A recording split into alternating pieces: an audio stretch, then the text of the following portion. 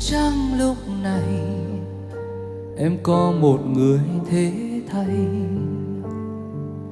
họ cho em nhiều, bên em sớm tối nuông chiều, còn anh chỉ là giống như người lạ thoáng qua, đau đến tận cùng nhưng vẫn giả vờ hạnh phúc. Phải chi bây giờ tất cả chỉ là giấc mơ, một thương hai chờ,